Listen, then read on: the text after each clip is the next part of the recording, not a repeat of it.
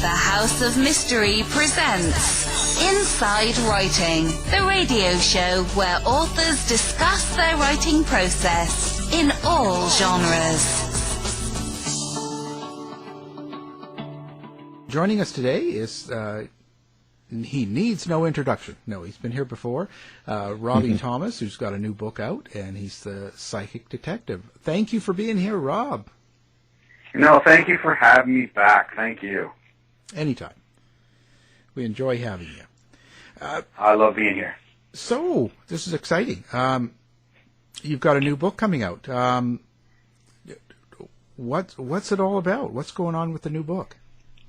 Yeah, the new book, it's taken me quite some time to get this finally out the door. I would say roughly 8 years out the door. Every time I go to bring this body of work out, it's always another case, finding somebody alive, solving another murder case. So I just kept putting that in the back burner, adding it to the book. And then you got so much, which turned out to be almost a 400-page book. So I cut it down to size so that it would be not too boring case after case. And we're roughly about 235 pages now. The book itself details with astronomical amount of documentation for each case. We have text messages, we have emails that went back and forth between detectives and myself, families. There's testimonial letters from each detective in cases and families as well. And then there's news clips, photos of being on the front lines with different detectives. There's some photos in the book with America's Most Wanted film crew who filmed me for my pilot series, Psychic Profiler, after the same book. And I just put it all together, finally getting this thing out of the can and showing to people that psychic ability and psychic profilers do work with all levels of law enforcement internationally with proven facts of solving the cases and bringing people home alive. We've had quite a few interviews lately, Robbie, with many different theories about how we receive information as mediums and where we receive, the source of that information. What's your view? My view is, my faith is Lord Jesus Christ. And one good example of this is when I was in Virginia filming the paranormal show that I was involved with last year. We came along the 17th of November, arriving in Virginia. I get a text message of a lady in my hometown saying her husband's brain dead and that the doctors wanted to take him off life support. Could I come and help her? And I said, I just landed in Virginia. Could they please hang tough and I can come there? So somehow she persuaded the neurological team in the IC unit to hang tough, not to unplug him. And I made it back on Tuesday. I drove straight through, got a car with my wife, and we drove straight through 12 hours. I get back to the hospital, and I never seen an individual like this in my life. He looked like a machine. He had tubes coming out of the side of his ribs. He had 3 IVs. He had tubes in his mouth. He was literally all hooked up to everything. I just took my hat off and started to pray. And I asked God, I said, please let him converse with me and find some meaning to this. What's wrong? And then I started hearing neurological toxicity. I heard they're killing me. I heard my brain is swelling. I heard it's going to take time to heal. I turned to the wife and she said, oh no, it's not good. And I said, no, and I hugged her. And I explained to her first before looking at the doctors and whatever there. And I told her exactly what I just told you. And I left because now the meeting's starting. I get a text message from her about an hour and a bit later, and she says, the ICU unit is up in arms. Everybody's running around trying to explain to her the mistake that they made. And I said, what did you mean? And in the letter in the book, she writes how it step-by-step went down, that they actually were giving him the wrong medicine. They were killing him. And the answers I got were from God, through Bill, the gentleman who laid in bed dead. So you don't have a guide or an intermediary or? Yeah, I have guides and angels, but my main two individual to go to, I always pray to Jesus, always. And I ask for guidance in that relation, that if there is any information that can come through from whomever is on the other side or beside me or with me, please let it happen. And in this instance, it did. It happened. It was Bill's spirit that was coming towards and telling me these things. I could hear him from the audio, and just staring at him visually, you can see that his eyes were open, but he wasn't there. He was brain dead.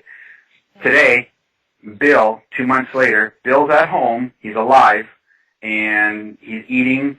He can't walk yet because of the brain swelling, but he beat the doctors. They didn't unplug him, and God saved them. Amazing story. Now, many people have psychic abilities or, paranormal abilities, and oftentimes they find it very, very difficult to come to grips with this. Knowing you, Robbie, you discovered your abilities early on in your late teens. When did you know that this was going to be your purpose? Yeah, good question. The switch that really hit me was in my late teens when I went to become a police officer at age 17. And then later on in my 20s when I was hired when I was 17. I did the police testing, and I was fired the same day because you had to be 20 years of age to be an auxiliary. And I beat out 100 individuals for all this strength testing, psychological testing, what have you. But I pursued this later on and became a police officer in my early 20s.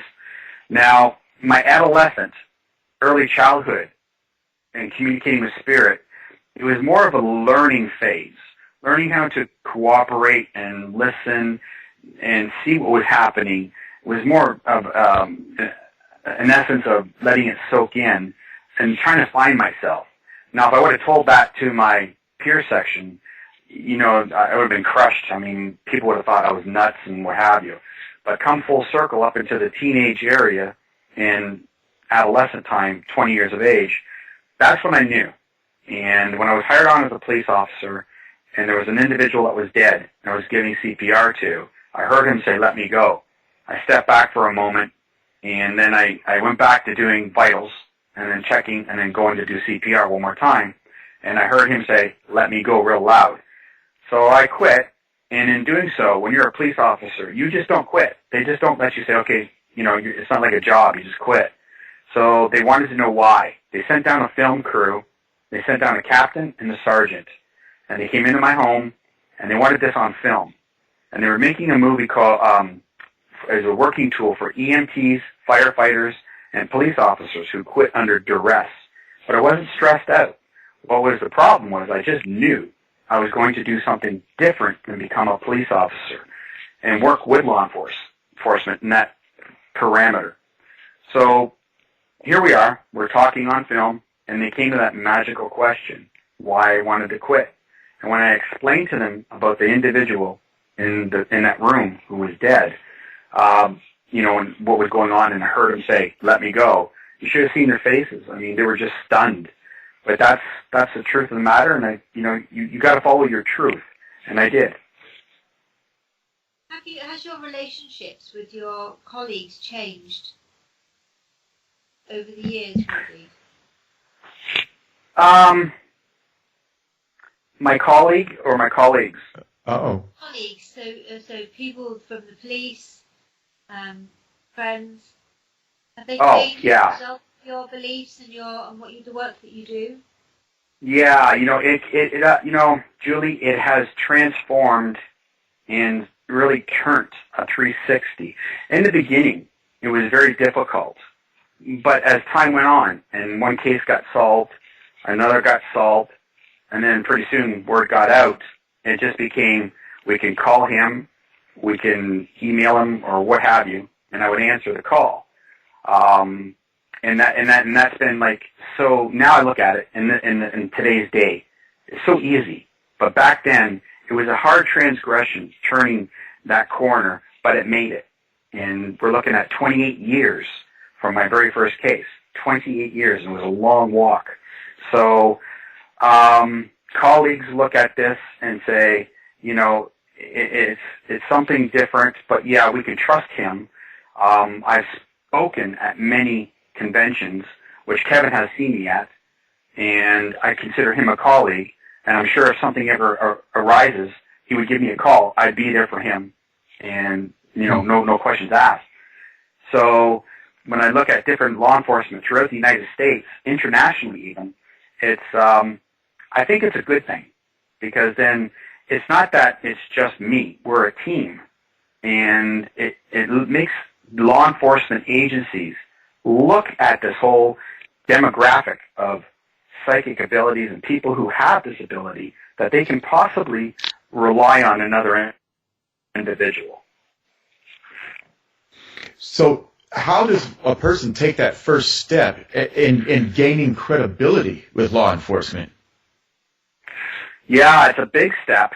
And I tell everybody on every show I do, please do not put yourself in the stupidity I did my very first case. When I was sitting beside the murderer, and he confessed to me how he shot and killed Mark Campbell, along with his cohort, he grabbed me, and he checked me for a wire. And then he told me afterwards, after he questioned me, that, I'm going to kill you. You don't put yourself in those positions. That was something that was really naive of me and very not smart whatsoever. But as you get on in doing the cases, and the police know who you are, it's the solving, the actual giving of the perception of a different part of evidence that they can move forward on even, or finding somebody alive. And then they can say, wow, it really is true. He is doing this. And over the course of the years, the many, many years, I've learned one good thing. And a good psychic profiler will do this. You'll keep every piece of documentation you ever get from a police officer. You'll ask them ahead of time that you want something in credentials that you'll show that you do this work. You speak with the families, and when you do good, and it comes from the heart, and you prove your point, you get that. They're more than willing to give it to you. Law enforcement, do not hesitate to endorse somebody who is actually able to do this for real. And in terms of justice and the, obviously, because I'm in the UK and, the laws and the way things are done are very different. But in terms of the kind of mediumship, the psychic influence on a case, how do you cannot go into a court of law and say, well, I had a vision, or we went to a medium and this is what they said. So you have to come up with hard evidence, don't you, Robbie? Yeah, you do, Julie. You have to come up with something that's very substantial and evidential.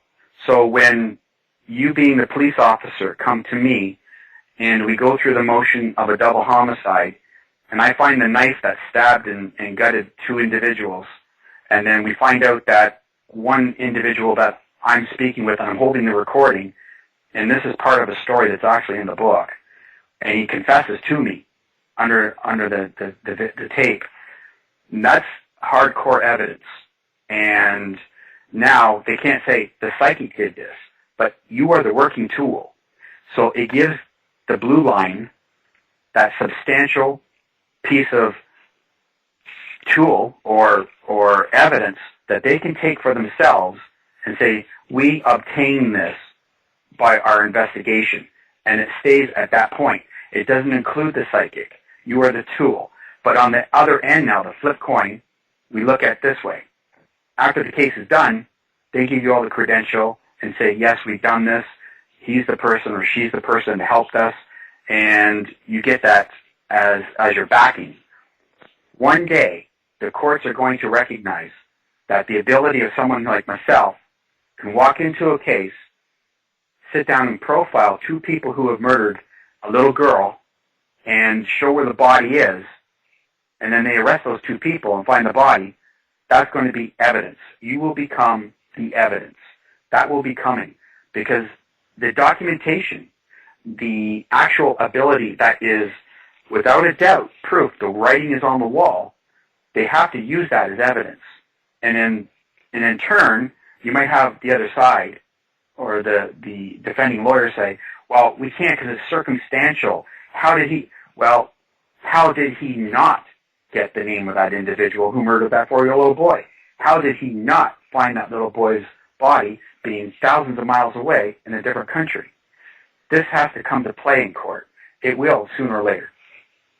Have you ever had somebody say, well, actually, you know too much, so you must be, you've got to be a suspect? Oh, yeah, good question. Kevin did that to me. No, just kidding. I did a case at a Mount. Kevin's got to work first before he could do that. Yeah, you're right. That's right. Kevin's going to put me in jail. A Mount Rainier. There was an individual, a friend of mine, who works with the Doe Network, missing people. And he called me up and said, my brother-in-law's daughter was murdered. We need help. I said, okay, just point me in the right way to the detective, and you call him first. So he did. The detective called me back, and he says, I'm going to give you like 5 minutes of my time. This guy was really strong-headed and bullheaded and, narrow-minded, if you will, at the prospect of a psychic profiler jumping in on this case. He says, if whatever you send me, if it's any good, I'll call you back. I said, okay. So I did my drawings. I spent time on what I was doing. I gathered up my evidence, what I seen, looking through the photograph of the little girl that was murdered. I faxed it off to him, and I thought, I didn't hear anything back for about 5 minutes. You're not going to call me. The phone rang. He's on the other end of the line, and he's irate. And he's like, how much information did they tell you? And how did you know that this was the guy that you drew that I already have in prison right now? And he's going on and on and on and on and on. He was like putting me on the spot like I was there. And I said, no. Tommy works for the Doe Network. I'm in Canada. He sent me this. And, I have all the documentation through email. I can prove I'm home here. IP address, I'm home here answering this stuff. So I had no idea what you're, about this case. And, that's one scenario of what you're trying to get to. It's very difficult at times when you get on the front lines, even being in person, which I was in Washington on 2 different separate murder cases down there. I get off the plane and Ronald Reagan Airport, went into the DSA's office, and then there's all the detectives and what have you. And it's like Fort Knox in there. I mean, they check you over and over. You're going through everything just to get into the Federal Bureau office. And so here we are, and I'm looking at Suspect A, and I'm looking at certain file material, and then he goes, here's the map of Maryland, which is part of Virginia, Washington, D.C., and he goes, find her. And that's all I had to go on. And so that was the end of the meeting. I'm a little upset. I just flew all these hours to come down here. They take me back to my hotel room, my wife and I. I take my wife on every death scene. And so then we get to the hotel room. I'm upset not at the individuals. I'm upset at the situation because you got all these fine, beautiful people trying to find resolve for a family. It was a CIA individual's daughter who was murdered. So we got the CIA involved. We got NSA, who actually, and you know what? These people don't work with psychics. But they were on the death scene when I was there. Mind you, the NSA guy didn't say 2 words to me. He never did talk. He's all, numbers and whatever. I don't know how they work. But we're walking and doing all the diagrams while we're on scene. And then I hand him the map to the DSA, the head detective, Homer. Homer looks at it. He looks right at me and he goes, out of everywhere, that's the only road I was looking at, too. And it's a short road. Now, I'm in Canada. In my notes, I write down dumping ground, I outlined the road, how it looked, and near Air Force. And sure enough, it was near Andrews Air Force Base. You drive on that road, Julie, and there's mattresses, there's people's TVs. It's a short little road off of Highway 4, way back in, and it's like a dumping ground. And sure enough, we went through all the footing of everything. Homer decides, I'm going to take him for a car ride. Try it off to see if I'm, just playing games or, see if I'm going to second guess myself. I drove all over Maryland with this guy. And he's like, is this it? Is this it? Is this the place? I said, nope. And I caught on to this game about 5 minutes in. And I let him do his thing. It was a nice little car ride. I got to see Maryland for a while. And then I looked at Homer, and he appreciated this. Believe me, he really did. And I said, you can take me back to the road now. I'm tired of being in the car. And he just laughed. And we went all the way back to the road. We knew right exactly where we were. We brought the dog teams out. We found a bag that had certain items in this bag that pertained to what was missing from her and him. The phones pinged off the towers, which put on that road, which I did not know. That's what made Homer so like, wow, you picked that little road. And a year to the very day, I get a phone call from the mom who's in CIA, and she says, they found her. I thought, oh my gosh, great. And it's a year to the very day. And she goes, Homer's doing dental work to find out because the body decayed, and he'll get back to me in a few days. So I'm waiting and waiting. The phone call comes, and she goes, you described a girl wrapped in a blanket 100 feet from the road. And she goes, you know what? You found somebody else's baby, not mine. Oh. Now, that's a 1 in a million shot, but I look at it this way. Spirit on the other side, and I know Julie can understand this. Spirit on the other side sometimes don't want to be found at that moment, but they're going to help somebody else, and they're going to find somebody else's family member. And that happened, and it was just amazing how that took place. It was exactly how I described it, and exactly where the body was. Why is that, Robbie? Why would a spirit not want to be found but locate somebody else for you? Now, you remember now, living here is but 5 minutes, only in heaven. And it's a blink of an eye. So when we say we live a lifetime here, it's not that long. It really is not that long. So when I say to people, love life and love people, everybody, because everybody needs to have love. We do it because our short life is here. On the other side, they're watching out for us. So unselfishly, Kathleen made me find this other family's baby. And you know what? Hats off to her, because sooner or later she's going to be found.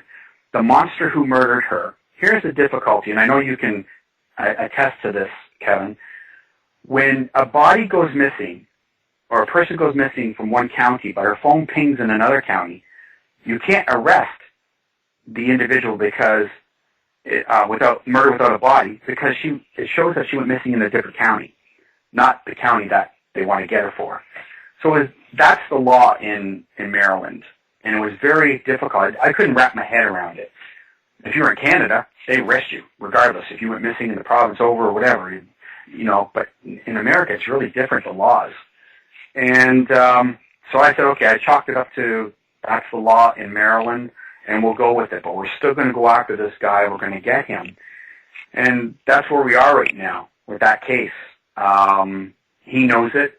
He knows we're on to him, and his time is very, very little left. As we left that case and where it is with all the evidence that we got and what have you, they're getting a warrant for him for something. I forget what they mentioned it was, but his time is very limited. Mm-hmm. Now, I'd like to kind of revisit Julie's earlier question. I understand from what you've said that you receive your information, from God or from Jesus, or sometimes from the Spirit. Right. But as they hand you that map and that photograph, and they sit you down and say, okay, find her, like you said, how does the information present itself to you? I mean, what are the mechanics of what you're doing? Well, the mechanics of that day was, and I'll be honest, when we got to the hotel room, I was so upset, like I said, at the whole situation, coming off that long flight, being handed a map, them being at a loss. I opened a beer up. I took a big drink of a beer. I put the beer down. I'm very irate. I look at the map, and it was like tunnel vision. And I wasn't focusing on any particular spirit or God or anybody. I was focusing on how angry I was and how I was so center focused on looking at, that's all they gave me was a map. You know what I mean? It was like an empty, here you go. And I just took the pen and I circled that little tiny road and I threw the map down and my wife goes, "You're not done, are you?" And I said, "Yeah, I'm done." And that was my evening. It was just being drawn to it. Now, where you say, where did that come from? God or Spirit? You know, who pointed you that road? I can't answer that because I was so focused on being angry, and I just did it. Would you say that maybe the intensity of that emotion maybe changed your energy? Oh, I wouldn't doubt that. I mean, I became tunnel vision. I clued out everything around me, so I didn't know what was around me. And it was just focused right on that road. What I described in my head on paper prior to leaving was running through my brain really quick, and it was just, I could see it, so I just circled the road. Wow. I mean, we could roll dice all day long looking for snake eyes and not hit it, but you hit it within a few minutes. And, I mean, yeah, that is just amazing. I would like to attribute my abilities to the beer, but yeah, PBR it probably was. Yeah. So, but I look at it this way. And as we go into the book about the lady who went missing, here's another great example for you guys. I'm sitting down in my home. I get a phone call from law enforcement officer Andy DeLay. I did a double homicide with him in Kentucky once, and so he called me back again for a repeat case, but he's in Florida, in Kenneth City Police Department. And he says, the bolo went out at 9:30, Robbie, and she's missing. She's an elderly lady missing, endangered. We need your help now. Can you help? I said, send me the case file, send me a photo, send me something. So he did. I'm looking at this lady's photo. Her name's Charlene. And I'm looking at Charlene, and I'm talking to Andy on the phone, and I'm describing rocks and water, and he jumped the gun, and he sent a bunch of police officers down to some creek or something that he thought would be the place, and it wasn't. And then I said, I'll call you back. I'm writing my stuff, and I'm texting him now. And then I said, no, she took a bus, and she ended up in the Bay Area. And in the Bay Area, there's a bunch of rocks, and you get into a public area in that way that she crossed over, and so it was like a bridge in that area. Sure enough, we've got hundreds of police officers all over looking for helicopters in the sky. And as he describes this in his validation letter in the book during this case, and within an hour of the description I gave, we found Charlene alive in Tampa Bay. Man. So I've got a question, and I would be remiss if I didn't ask this. What do you do with the cases where you're wrong?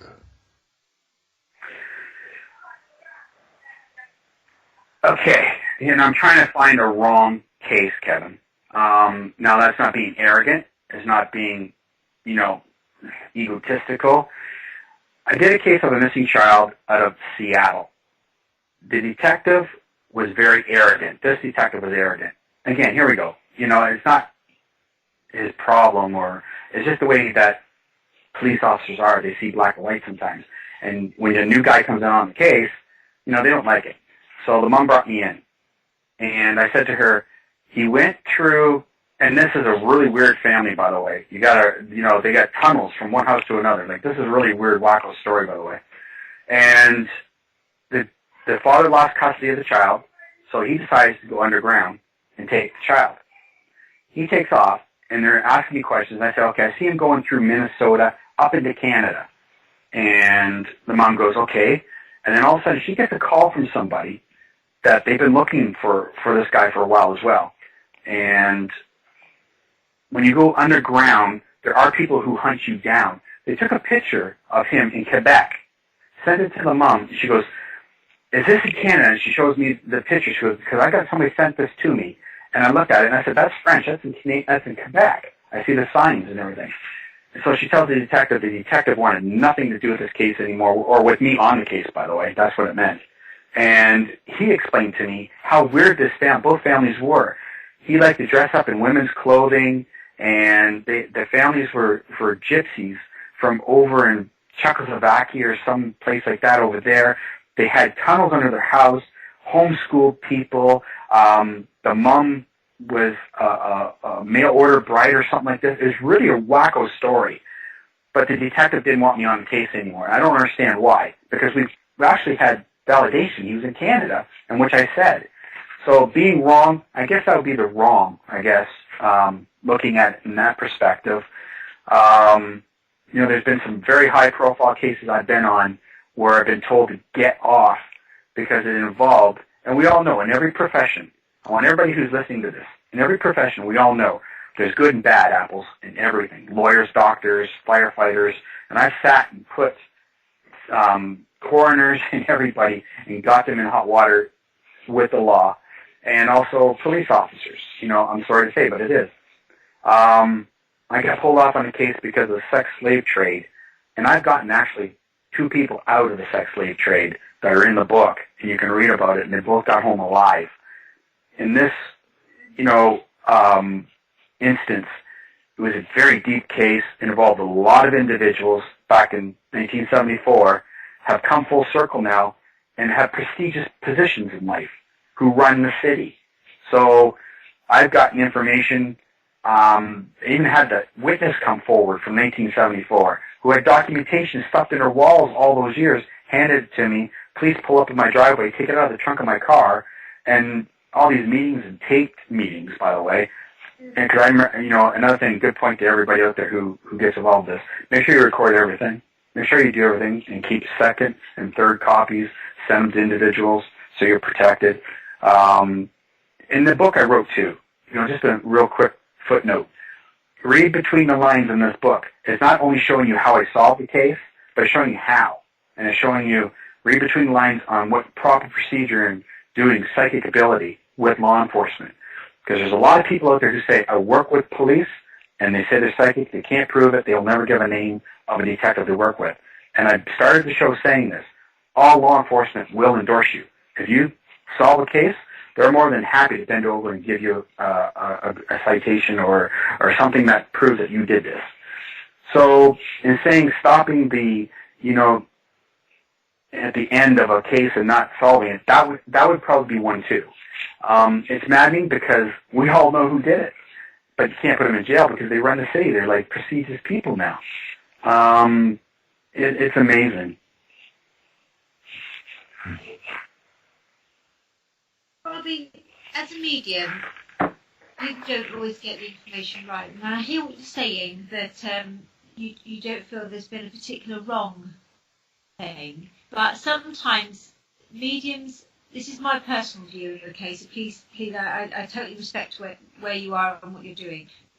But sometimes having the wrong information come through, or maybe information that we don't understand, because we don't always understand the information we're getting straight away. Sometimes it takes time to make sense of what spirit is giving to mediums. That can delay cases. That can signal an outcome or finding somebody in. How would you view that? Good question, Julie.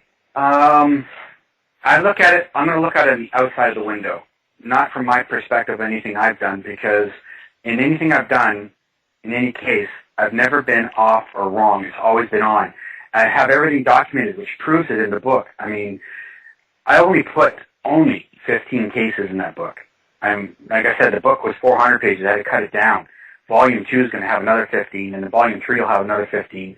These are all cases with all actual text messages, emails, photographs, everything, letters that contest that, solve the case, everything's done to a T. Outside of that, and looking at the fact that I got asked, and Kevin knows about the Delphi murders in Indiana, I spoke to the mom of Libby, and at the time, it's hard for a mom because her baby was just murdered. but they brought in 15 different psychics, and I got a list sent to me of all these psychics that were on this case. And when you give information to a detective, they have to follow that lead. They have to follow the leads. So when a psychic says, yada, yada, yada, point 1, 2, 3, 4, 5, down to 30 points, they have to follow up everything on there. That even if it doesn't make sense, they got to follow it. Because then you have like 15 psychics and then all these other people calling and giving tips. And they look at, and it wastes a lot of time, a lot of money, a lot of effort from the police. When I looked at the list of people that were involved, that were handed to me, I couldn't believe it. And there are people on TV. There are people who never done murder cases, but they're known people that we know. And the points that they were given, in my own perspective, which I will not speak about this case unless I'm hired onto this case, is that they were totally off base from what I feel and know that is right in this case. Just ludicrous things. And it's sad to say, but we can't have 50 million people running around saying they're all psychic detectives and they're all got information when they only have one case they've solved in their whole life, and not even partial. And the reason why I brought the book out, Julie, is to show that you got to have a straightforward baseline of solving case after case after case after case, naming the murderers, naming where they are, where they work.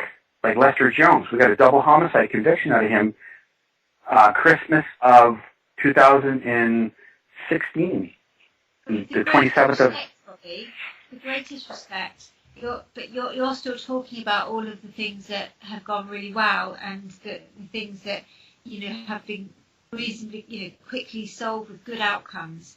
But there will always be those times when information that even you, as an experienced psychic detective, the information you have might not be the information, or you may not interpret it as the information that you think, and therefore there could be a delay in solving the case.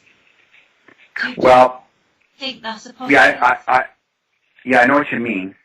And when we talked about on the double homicide in Washington, the two different murder cases, when I said, we went down that road and I felt, but we actually found the other body of somebody else. It's delayed because now we're still looking for Kathleen. But it's really funny. We found the bag with all the flip phones, weapons, clothing. These are items that are in the bag. But we still don't have Kathleen. So now we're still pressed to do that. So in an instance, we got a good partial of the case there. We found somebody else's baby, but we're still missing Kathleen, right? So, yeah, that's a tough one to bite down on, but we're still looking. We got a good portion of it. It eats me. Yeah, it does. So, having said that, Robbie, what would your advice be? Excuse me, I apologize. What would your advice be to, for example, I'm Joe Layton, psychic. Don't know that I have psychic abilities at all. And I'm out mowing my yard.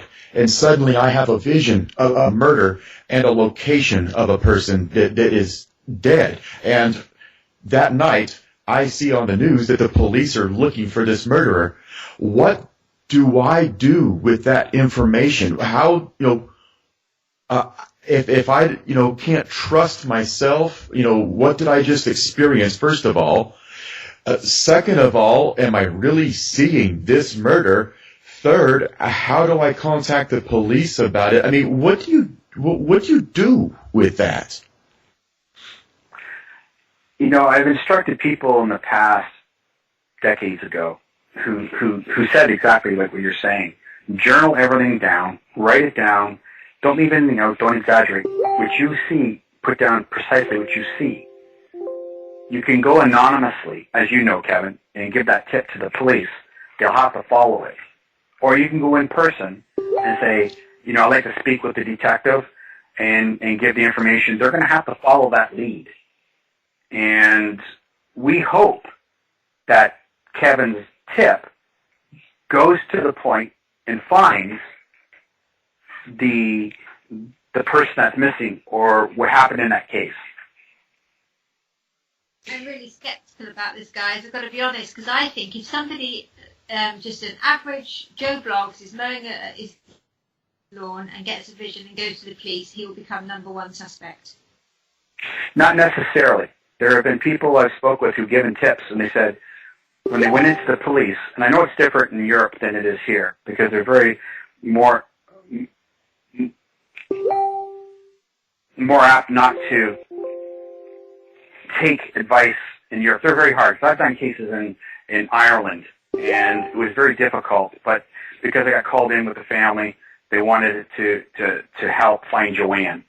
But here, they will look at the individual and say, okay, and they'll run through the parameters of, what were you doing, alibi, stuff like that. Witnesses, you're at home, you weren't. They'll go through their police work, knowing that you were not part of this case, and take the tip. There's been a lot of people on cases who have given tips, and they'll have to follow that tip, but then usually it just goes to garbage. I had a lady from Saskatchewan, and good example, Julie, and I'm glad you asked that too, by the way. Victoria Stafford, here in Canada, went missing. I'm in police talking to Detective Brown, and I'm in with the family, and this lady says, I sent all my information in via email, but they ignored me. They didn't, well, what they're doing is not ignoring you. They took your information and it didn't lead anywhere, so they throw it out. They're not going to get back to you because it's a waste of their time to call you and say, thank you very much.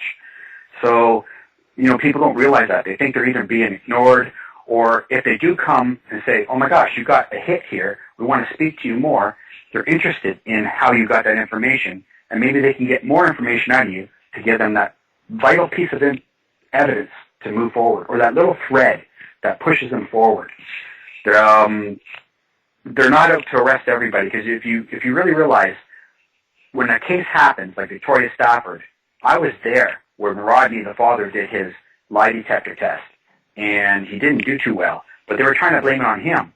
But I profiled a man and a woman, and the man and the woman are in jail now, not Robbie. But they look at this stuff, and they know, in hindsight, because they're very trained individuals, these police officers, detectives, and they don't just throw salt into the wind and go, okay, well, you're the suspect now. They have a theory, they know what's going on, but they want the outside information, they'll take it from you. Yeah, it's a little bit more reassuring. I don't think it would be, I suppose it's cultural as well, isn't it? And I don't think that would happen so much here. But, I see the value in it, obviously, and I think if people have, because many people said after 9/11, didn't they, that they'd had visions, or that all the children had done drawings, etc. But of course, hindsight's a wonderful thing. Absolutely, and like 9/11, that was so powerful. The energy of everything in our world was shook. It involved so many lives, and we're all, I like to say it, genealogically tied through our souls. It's almost like the chemical table, like we're all tied, DNA type thing, and we feel things. We do. And when you said all those, people do these drawings and seen all this, we were hurting. We were all hurting people because this affected everybody. So, Robbie, before, we're beginning to run a little bit short on time. Now, we've been talking about this book. Why don't you tell the listeners about your book? Where can they get it? I know it's coming out on March the 8th. And is it going to be available on Amazon, Books A Million? How can they get in touch with you? Absolutely.